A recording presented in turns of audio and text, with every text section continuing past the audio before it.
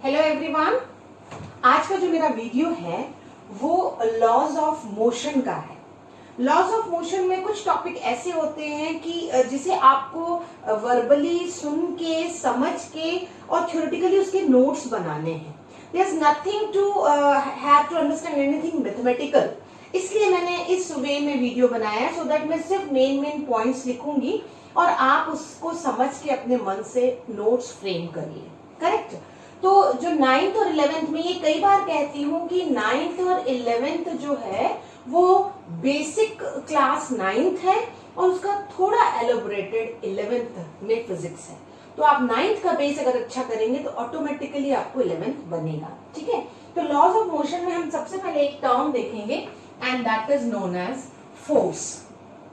ठीक, अब मैंने एक वीडियो अपलोड किया है मोमेंटम का, मैंने एक वीडियो अपलोड किया है इंपल्स का। ठीक है? तो ये दोनों जो हैं वो आपको लॉज ऑफ मोशन में आगे हैं। प्राइमरी स्टेज पर जब आपको चैप्टर स्टार्ट करना है तो सबसे पहले पढ़ना है कि what do you mean by a force.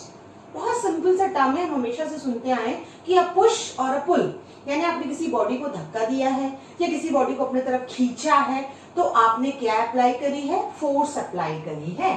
That means a push or a pull is said to be force. Force का जो बेसिक आइडिया या हमको जो फॉर्मूला मिला है वो मिला है F इक्वल टू ma, और वो F इक्वल टू ma हमें न्यूटन के सेकेंड लॉ के बाद मिलता है। It's a consequence of it. तो उसको पढ़ने के लिए आपको क्या करना पड़ेगा? आगे का वो मोमेंटम और इंपल्स वीडियो देखना पड़ेगा। तो ये फोर्स एक सिंपल लाइन में हम डिफाइन करेंगे, इट्स अ पुश और अ पुल, क्योंकि इसकी स्टडी न्यूटन ने की है। न्यूटन ने अपने लॉज दिए हैं मोशन को बताने के लिए, इसलिए यूनिट ऑफ फोर्स होता है न्यूटन। करेक्ट? फिर हम एक नया टर्म पढ़ेंगे और वो नया टर्म होता है इनर्शिया। इनर्शिया एक इनहेरेंट प्रॉपर्टी है। Okay? And inertia is also the measure of mass. अगर ज्यादा मास है तो इनर्शिया ज्यादा होगा, मास कम है तो इनर्शिया भी कम होगा। इनर्शिया एक्चुअली क्या है? एक प्रॉपर्टी, इनहेरेंट प्रॉपर्टी। इस बात को ध्यान रखेंगे आप। इनहेरेंट प्रॉपर्टी, ये वर्ड याद रखना है आपको कि it's the inherent property of a body.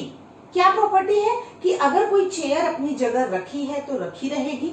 जैसे ये बॉक्स है, चॉक बॉक्स अगर रखा है तो रखा रहेगा unless until I will apply the force either to move it or to pick it up। मैं जब तक इस पे फोर्स नहीं लगाऊंगी वो बॉक्स अपनी जगह पर रखा रहेगा, वो उसकी प्रॉपर्टी है। In the same way if something is moving on a road, कब रुकती है वो moving car, moving bicycle? When you apply the brakes. Correct? तो इसका मतलब कोई बॉडी अगर चल रही है तो चलती रहेगी, कोई बॉडी अगर रुकी है तो रुकी रहेगी। कब तक? जब तक हम उस पर कोई एक्सटर्नल फोर्स ना लगा दें। तो inherent property that a body is going to be in motion और going to be in the state of rest unless until you will apply the force, and that is known as inertia. ये बहुत important term है, इसी पर Newton ने अपने first law का base रखा है। क्योंकि इनर्शिया जो है वो तीन तरीके की है, आपको पढ़ना है। पहला है इनर्शिया ऑफ मोशन, दूसरा है इनर्शिया ऑफ रेस्ट एंड तीसरा है इनर्शिया ऑफ डायरेक्शन। ठीक है? देखिए, आप इसके थ्योरेटिकल छोटे छोटे फॉर्मूलाज या नोट्स बना लीजिए, डेफिनेशंस, तो आपको बहुत इजी हो जाएगा याद करना। इनर्शिया ऑफ मोशन मैं कई बार कह चुकी हूँ कि 9th और 11th के फिजिक्स अप्लाइड फिजिक्स है। तो अप्लाइड फिजिक्स में आप उसको डेली लाइफ में अप्लाई कहाँ करते हैं उसको याद रखिए, एग्जाम्पल्स को। तो इनर्शिया ऑफ मोशन, मोशन मतलब कोई बॉडी चल रही है तो अचानक से रुक जाए। क्या होता है?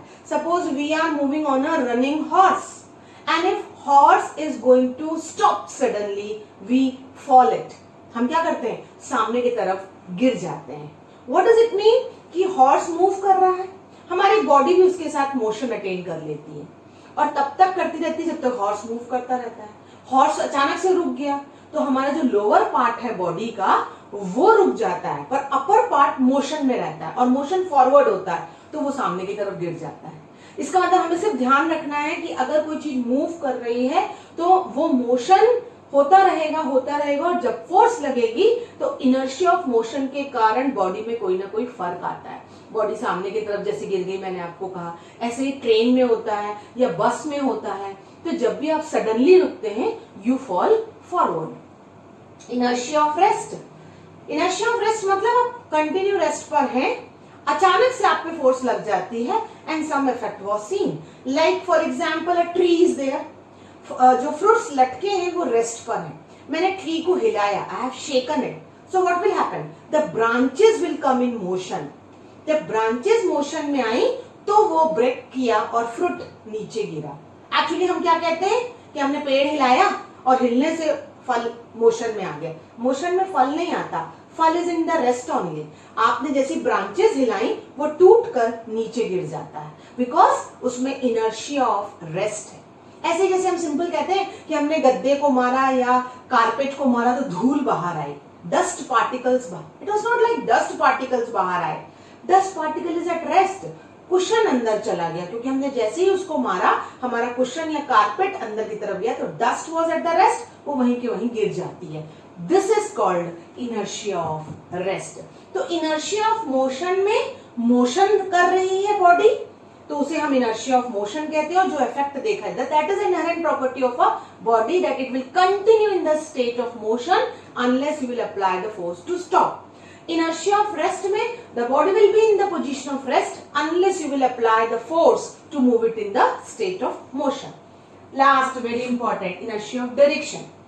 Inertia of direction में बड़ा बेस्ट एग्जाम्पल है कि जब आपके चक्के में मिट्टी फंस जाता आ जाती है, when a wheel in a bicycle or in a you are having a mudguard and from that mudguard that wheel is moving, तो टेंजेंशियली डायरेक्शन होता है हमेशा सर्कुलर मोशन में, तो tangentially the particles are moving out of your mud, that means tangentially बाहर आती है due to the motion of the wheel and that is inertia of direction.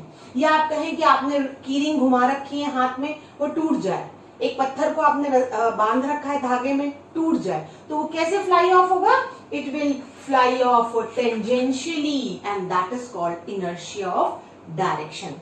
आपने देखा होगा जब ग्राइंडर्स पे काम करते हैं, स्पेशली वर्कमैन जो होते हैं ना, जो लोहे का काम करते हैं या कुछ बनाते हैं, तो they wear one mask and when they use that flame, तो फ्लेम जो आती है आजू बाजू, that again it is tangentially, so that is called inertia of direction. तो देखिए तीनों डेफिनेशन मैंने आपको बहुत वर्ड टू वर्ड नहीं बताए, पर मैंने आपको एग्जाम्पल्स बताए हैं, तो keep in mind your example first and then you can define in your own words. तो इनर्शिया क्लियर हुआ, it's an inherent property of a body.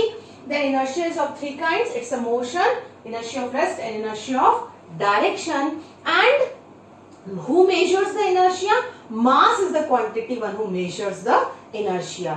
ज्यादा मास ज्यादा इनर्शिया। जैसे फॉर एग्जाम्पल मैं आपको बताऊं कि खरगोश के पीछे मान लीजिए एक कुत्ता दौड़ रहा है, अगर खरगोश के पीछे एक कुत्ता दौड़ रहा है तो it moves in a zigzag वे, क्योंकि उसका वेट कम है तो उसका इनर्शिया ऑफ डायरेक्शन जो होगा बड़ा फास्ट होगा।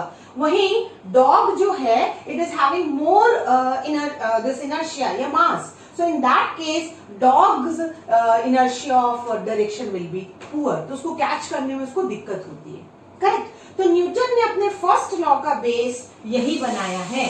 न्यूटन का जो फर्स्ट लॉ है वो यही कहता है, लॉ ऑफ न्यूटन, जिसे हम लॉ ऑफ इनर्शिया भी कहते हैं। इसीलिए ही कहते हैं क्योंकि जो इनर्शिया का डेफिनेशन है वही न्यूटन का फर्स्ट लॉ है कि a body will be in the state of rest और in the state of motion unless until a force is applied on it. I hope student first law आपको clear हुआ होगा।